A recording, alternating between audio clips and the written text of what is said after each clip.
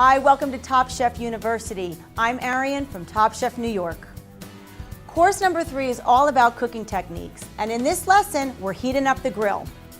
Grilling is one of the most delicious ways to prepare all kinds of food. Whether it's steak, chicken, fish, vegetables, the smoky flavors are always a crowd pleaser. In today's lesson, we'll discuss different types of grills, grilling methods, and refresh your memory on marinades. We'll finish by cooking a simple, perfect steak. I'm hungry, so let's get started. So today we're grilling, and grilling is a direct, dry heat cooking method. And it's also one of the most popular ways to entertain. Whether you're grilling inside or outside, your principles pretty much all remain the same. So here we have our grill pan. As you see, it has the same raised ridges as an outdoor grill would. The reason for those raised ridges is you don't want your meat or whatever you're grilling actually sitting in the fat. Like I said, this is a dry heat cooking method. So it's really important to have those ridges so the fat drips off the meat. Another important thing about the grill is cleaning it. What I like to do is just take a paper towel. I just put a little bit of olive oil on it, not too much. Now what this is going to do is actually clean off any of the debris that has been left on it, and also at the same time lubricating the grill so our meat won't stick. So you see that? We don't want that. You don't want to be eating that. That's why it's a good thing to clean our grill. Get in the habit of always doing that before you start grilling. And just discard that. So we've talked about what grilling is. We've talked about our equipment. So let's talk about our ingredients. Today I have this gorgeous 1.5-inch ribeye steak. This is great. It has great caramelization. Thick steaks are great for the grill. You can really get that caramelization, that nice crust. We're also I'm going to show you a little quick marinade, just to not really give it too much flavor, but just add a little bit of flavor. The steak has so much flavor on its own, it really doesn't need much more. So I'm just going to smash a clove of garlic. I have a little bit of thyme here, a little bit of fresh chopped thyme. I'm adding a little bit of olive oil now. You really don't need a sticky marinade. You know, that'll just tend to burn on the steak. So we're going to just rub this on. And we're going to do both sides, but I first want to season this side. Again, you know, seasoning is very important, especially when you're grilling steak. This helps in making that great crust that we're going to have, or that we've been talking about.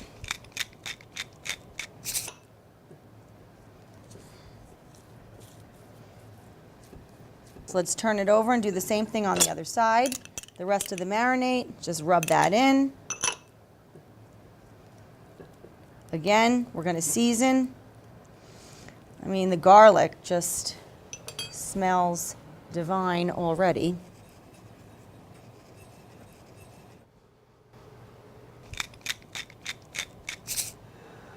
So we're going to just let this sit for about a minute or two, let the marinade, let all those flavors kind of just soak in.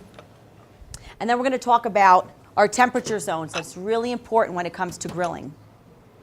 So when it comes to grilling, it's really important to have 2 temperature zones. So what I have here is my grill pan is actually sitting across 2 burners, where the front burner is really hot and high, and the back burner is more of a medium temperature. The reason behind that is if you grill all on a high heat, what tends to happen is your steak burns and it's just raw in the middle. And it's charred and it just is not good. And if you cook on something too low, then you don't get any of that charred flavor and it's just kind of like a blah piece of meat. So this is why I want to teach you about temperature zones. And I'm going to show you that when we grill our meat. So we have our steak. It's marinated nicely. Look at that. Beautiful. And also another thing, our steak is room temperature, which is really important. Because what will happen is if you put a nice cold steak on here, it's going to bring that temperature down and then you're going to be steaming.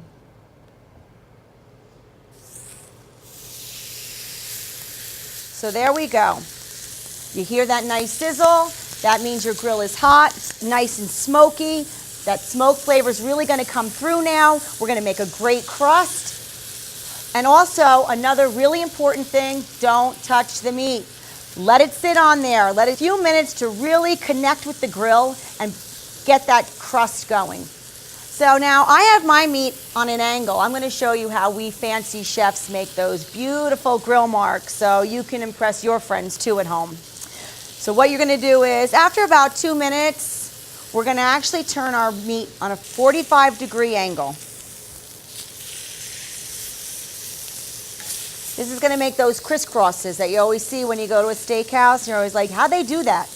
Now you know.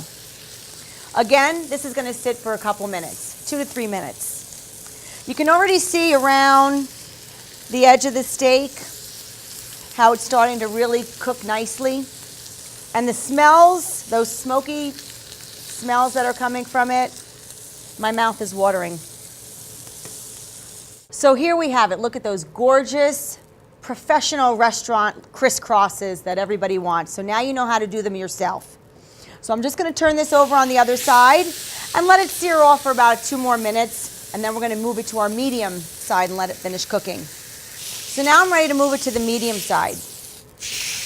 So there are a number of theories to cooking a perfect steak, and you'll get better at it with practice. Temperature-wise, rare, 120 to 125 degrees Fahrenheit. That'll be pink to red at the center. You have your medium rare, which is about 130 to 135 degrees Fahrenheit. Your bright pink on the inside, a little brown on the outside. Your medium, 140 degrees Fahrenheit, light pink on the inside. Your medium well to well done, 150 to 160, and pretty much there you have very little pink and a lot of brown. I'm a chef, so I use the pressure test to check my steaks. When you're getting close to having a done steak, press it with your index finger or the flat side of a grilling fork to get the feel for it. A rare steak will be soft, a medium steak will be firm but yielding, a well steak will be really firm. Once you get the hang of this trick, you'll be able to remove steaks from the grill at just the right second. Our steak is done. One of the most important aspects of succulent steak is to allow it to rest after cooking. Let the steaks rest for 5 to 10 minutes before serving. This will allow the juices to redistribute evenly, so when you cut into it, they don't escape and run everywhere. And then your whole steak is nice and juicy. In our next lesson, still more grilling. Did I hear somebody say ribs?